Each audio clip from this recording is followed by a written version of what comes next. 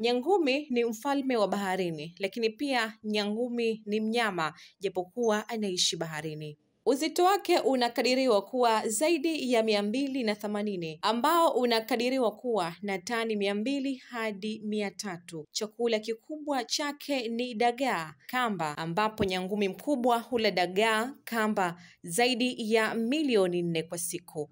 Nyangumi ana uwezo wa kuishi zaidi ya miaka 250.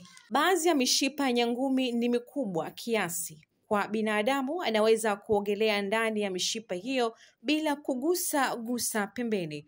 Urefu wa nyangumi unakadiriwa kuwa na mita 30 mpaka mita 50. Moyo wa nyangumi una kilo 600 na mtoto wa nyangumi ananyonya lita 600 kila siku, na uzito wake unakuwa zaidi ya 200 ambao ni sawa na kifaru mkubwa saizi ya mwisho.